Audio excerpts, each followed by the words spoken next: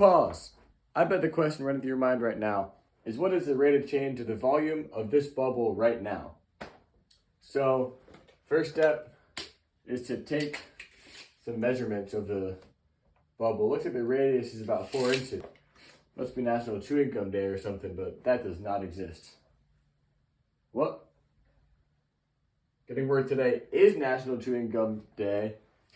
Big shout out to all my gum chewers at home. Cannot miss out on that big celebration. But let's make note of the radius. 4 inches might be a world record. Who knows? We'll write that down. Radius equals 4 inches. So our next step is going to be to figure out how fast this radius was increasing. So let's rewind the tapes a little bit. We'll see.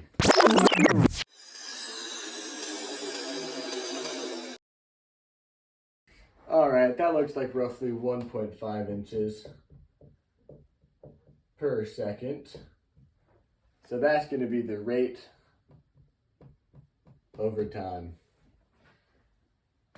Next step, we got to figure out the volume of this sucker. So we're going to write a big old V. We know the volume of a circle. It's easy. 4/3 pi r cubed. So we got our real pretty picture, real pretty setup. What now? Well, obviously, got to take the derivative of the volume. So derivative, which is dv over dt, equals, you do the power rule, you get 4 pi, this becomes r squared, and then you can't forget to add the rate of change of the radius, because it's in relation to time and not radius. And now once you have that, the problem's pretty much solved. You just got to plug in the values you know. That's a really good 1.5. In fact, so good, I'm going to rewrite it. And at this point, you just solve the equation. So 5 is 96 pi. So that is the rate of change of our volume in this bubble on National Chewing Gum Day. Can't figure the units. I'm going to write our final answer all the way up here. dv over dt equals 96 pi inches cubed per second. Incredible rate of change of volume of a bubble. Happy National Chewing Gum Day. Let's cut to the next one. And we're back. So, I heard my friend had a pretty good question about how to save more money for National Savings Day. And being a business manager, that's perfect for me. So, right now he's selling pumpkins. Right, let's go ahead and draw a real pretty pumpkin. They're 6 inches tall, radius 3.258 inches. So, given these measurements, we get that the cost to make these, given that the sides, or the material of the sides is $0.03 per square inch, and the top and the bottom, I'm so sorry guys, the sides are 0.02 cents, the top is 0.03 cents per square inch. So when you plug that into the surface area formula, you get a cost of about $4.46 per pumpkin, which seems fairly cheap, but we can definitely get that cost down by using some minimizing, optimization, some formulas. So we don't need this anymore. We're trying to find the most optimal price. We're going to keep a note of this amount and these values. The sides and the top, that also means the top and the bottom for future reference. So I think that the first step we should do to solve this problem is we're gonna go ahead and find the surface area of a cylinder. So area obviously, 2 pi RH plus 2 pi R squared. And then one thing I forgot to mention, but these paint cans, they gotta have a volume of 200 inches. Customers want 200 cubic inches of paint. So we know that the volume of the cylinder is equal to the equation pi R squared H. So to optimize this, we're going to set this volume equal to one of the variables, and then we're going to plug that in here, and then take some derivatives, solve some equations, figure out a minimum cost. So first up, we're going to set this equation equal to H.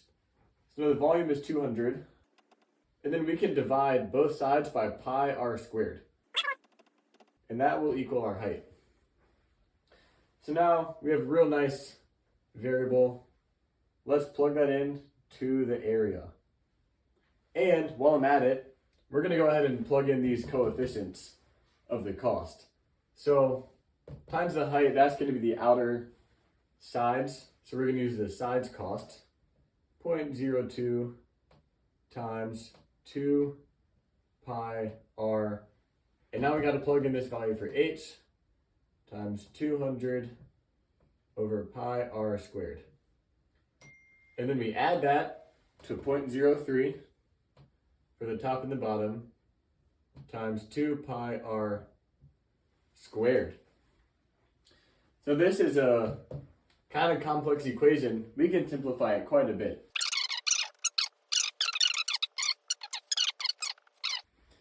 From this point, we're going to take a derivative.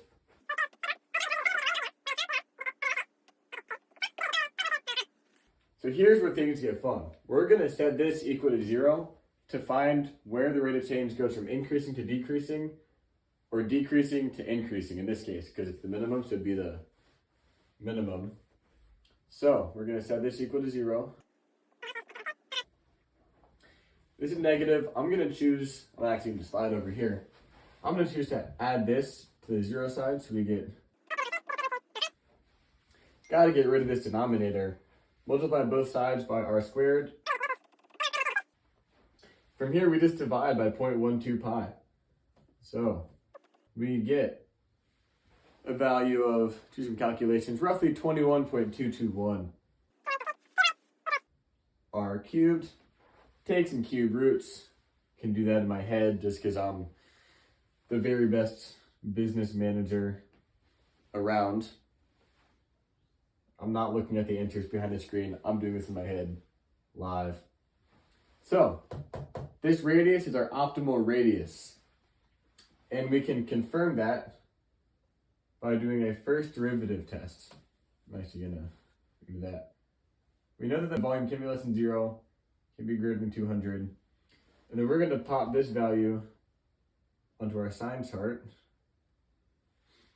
We know that any value that is smaller than this will be negative. But when it goes negative and then positive, you can see that's that minimum value. All right, got our optimal R. We're just gonna plug that R value, we're gonna plug it in up here. So we get times H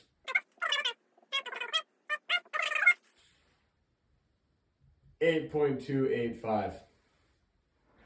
So our optimal dimensions are going to be a height of 8.25 inches, a radius of 2.769 inches, and that will lead us to a cost when you multiply when you plug these equations, or these values, into this equation to figure out the overall cost, you end up with a cost of roughly $4.33, which means we're now saving 13 cents per can. Happy National Savings Day to all my national savers out there. Have a good one.